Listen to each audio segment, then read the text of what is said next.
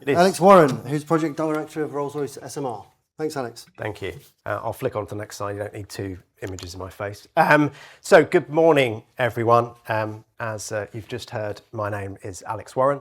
I'm Project Director for Rolls-Royce SMR, and specifically Project Director for our first-of-a-kind UK deployment. So as you just heard from Brian, that deployment being our technology with GBN into Wilver and Anglesey. So today, I'm going to give you a little bit of an overview of Rolls-Royce SMR, who we are, what we're about, give you a sense of the journey that we've been on, talk about some significant successes that we've had recently, and then importantly, what the future looks like for us as an organisation, but also for the supply chain that we need in order to be successful. But before I do that, I always think it's good at events like this just to take a moment to take a little step back as to where we are as an industry. So I joined the nuclear industry nearly 25 years ago, hard to believe, but joined the industry nearly 25 years ago, and in hindsight, I'm not really quite sure why I did. At the time, the industry was very much on its knees. There was a bit of defence work that's been ongoing for years. There was some work at Sellafield, and it was a case of keeping the existing fleet ticking over, but nothing like we're looking at now. So I think it's fair to assume that if I was stood here 25 years ago, there would be a lot less people in the audience. Partly because at the time I was a geeky graduate who spent most of his time doing finite element analysis, and nobody would particularly want to listen to what I've got to say. But more importantly, perhaps this conference didn't exist because this industry didn't need a conference like this because there was no requirement. But having lived through at least one failed renaissance of the nuclear industry, I can confirm this is it. This is real this time. It's really happening. It's the most exciting time I've ever seen in this industry, and I think anyone has, certainly in at least a generation. And with that comes huge opportunities for us, as I say, as an organisation, for us as an industry, for us as a country, and with that, the supply chain that we need to be successful. So just to give a little bit of a view in terms of Rolls-Royce SMR, I won't give a full technical briefing by any stretch of the imagination, but the first thing to know and to understand in terms of our what we're about is that we're about delivering nuclear differently. So we're about learning the lessons from the past, making sure that we don't make the same mistakes that nuclear new build projects have made previously, maximising factory-built content, minimising work done on site, and fleet deployment, as you've heard from Brian, is very much central to our premise. And that's making sure that there's a sustainable pipeline of projects that enables people to invest, to make this a sustainable industry and move away from that boom and bust that we've seen historically with large nuclear projects coming, big gaps, and then nothing for a while before the next one comes along. So I think a few key things for me to share in terms of Rolls-Royce Small Modular Reactor. Firstly, small in footprint maybe, but small in power output, I would say definitely not. So at 470 megawatts, that's enough power for 1 million homes for 60 years. So not small in that sense. You probably wonder, maybe you wonder, I don't know, why 470 megawatts? Simple answer is economics. So everything that we do, every decision we make, second only to safety, is economics. So making sure that we have an economically viable product that will deliver electricity at the lowest return on investment. So 470 megawatts, that value is simply arrived at by how large can we make our largest component and still make it road transportable. So that's how we arrived at that. We want to make sure that our technology can be deployed by road rather than needing any other means. So making it therefore much more efficient. Modular. So modular, that's where the magic really comes in terms of what we're doing. So very much a modular offering, fully modularized. And importantly, it's been designed to be modular. This isn't taking a design and then modularizing it. So we can maximize factory-built content, minimize the amount of work done on site, maximize standardization, as Brian referred to earlier. Finally then, the R, reactor. So we've been told that our reactor is boring, which isn't normally a great accolade, but coming from a regulator, high praise indeed. So we'll take that. So pressurized water reactor, technology used in over 75% of the world's nuclear fleet, tried and tested. That's not where we're trying to innovate. Our innovation, as I've mentioned, comes in how we build this, the modularized factory-built approach. But also, while we're on reactor, we're much more than a reactor. This is a fully integrated power station. So not the old premise of design some nuclear steam raising plant and then on a case-by-case basis work out how that can work on a specific site. This is very much a fully integrated nuclear power station. So just to give a little flick through a few bits of recent successes that we've had. The first of those with GBEN, which Brian referred to earlier. So middle of April, we signed a contract for an initial 3 units, as Brian said. Ambition on both sides for that to be more than 3 units, but our initial contract is for 3 units. A fantastic start and gives us a real sense of certainty in terms of progressing. A few weeks later, our CEO, Chris Charlton, had barely put his fountain pen away and he was back at it in Prague, signing a contract with ČEZ in Czechia for the first of a Czech fleet. And then, as people probably heard, last month in June, we were down selected in Sweden. So Vattenfall, as it says there, or more recently has become Videbergkraft. Selected in Sweden, a competitive competition that started with some 70 technologies, including gigawatt technology, and we were down selected recently. So looking forward to progressing that one and progressing that into a signed contract. So this really underlines our position in terms of being Europe's leading SMR technology. 3 orders secured, and that creates that certainty, that stability that we've talked about in terms of knowing that we can have that repeatable view of the world and make sure that there's a continuous production line of SMRs.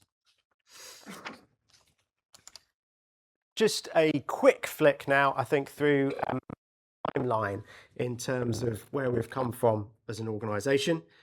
So I'm fortunate enough to remember just over a decade ago, so autumn of 2015, I was working as head of programme in Rolls-Royce's civil nuclear business when our chief engineer at the time took me to one side and said, we've been asked to design an SMR. So Rolls-Royce board had asked us to design an SMR on the back of the Bowen report that Brian mentioned earlier, and the fact that our then Chancellor, and we've had a few of those since, George Osborne, was about to launch a competition for SMRs. And we very much wanted to be part of that, building on our heritage of having been involved with nuclear reactor design for over 60 years in terms of the defence programme. So that was where we started, a small team of people, cordoned off one end of the office, took all the best people to make it harder for me to deliver the contracts we had, but that's another story. And then worked through an early basis of design. The real inflection point came in the, about 5-6 years after that. So 2021, autumn of 2021, we were stood up as a standalone organisation, so Rolls-Royce SMR Limited. And with that, we had funding from our new shareholders, but also we had funding from UKRI. So that gave us the certainty to grow our team and start to engage with the supply chain. Through that period, we have progressed our generic design to quite a level of detail, and also worked our way through the generic design assessment process, so the GDA process. And that process, we're well advanced through step 3 of that, the most advanced of any technology in terms of the UK regulation for SMRs. And we're well on our way to achieving what we need to in terms of regulatory assessment. Then that kind of leads us on to what I've talked about a minute ago in terms of securing those first orders. I won't go on about it any more than that. But what that does, as I've said, gives us that ability to have that certainty to start to develop our supply chain in a much more meaningful way. And then scaling the business, scaling the supply chain, and then deployment onto site.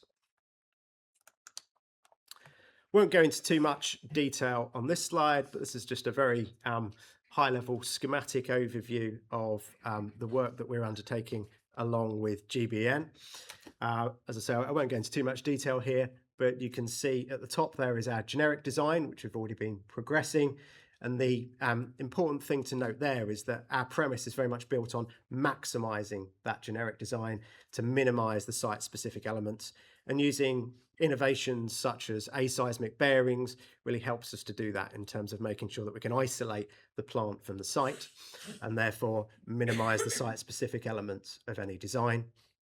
Also, using a site factory will very much help in terms of protecting our build from the site, but also protecting the environment from our build. So a dual benefit there. So moving through in terms of site-specific design, having said that, there will always be an element of revalidation, of confirmation that our design will be safe and operate successfully on any given site. Moving down then through the regulatory assessments, Brian touched on the DCO being the most significant of those, and then into early site works, long lead items, as you'd expect, some elements that we need to be ordering relatively early in this process, and then through to manufacturing modules, assembling those on site, construction, and then commissioning. Right at the bottom there, social value, a big part of what we're doing, very much not an afterthought, but something that we're passionate about as Rolls-Royce SMR is making sure that as well as leaving a lasting legacy on the planet, we do so for people as well. So large elements of that are built around supply chain capability development, as well as developing the right skills in the industry and creating a more diverse workforce in order for us to better have the people that we need in order to realise our ambitions. So when we first started on this journey, we wrote a paper which described what we were doing as a national endeavour. And that very much is still at the heart of our ethos and what we want to achieve as Rolls-Royce SMR. You can see up there our supply chain vision statement. I'm not a big fan of reading from a slide, but I think there's some really good words that someone's already spent a lot of time on and really encapsulates what it is that we are trying to do here. So as the UK's only SMR vendor, Rolls-Royce SMR envisions a resilient, innovative and capable UK supply chain at the heart of our programme. Rolls-Royce SMR is committed to building a thriving domestic supply base that enables our success at home and supports our export ambitions in support of HMG objectives for the sector and the wider industrial strategy. So a few things to pull out there. Firstly, global. So global supply chain. We're very much looking to have a supply chain that can work with us around the world. There will be some elements of localization, of course, but we want people who can work with us around the world as we export our technology. Also, production, not project. So this speaks to what we've talked about already, and you've heard from Brian, in terms of making sure that we have a continual supply of demand and therefore input into the supply chain. So not just one-off projects, but a production line.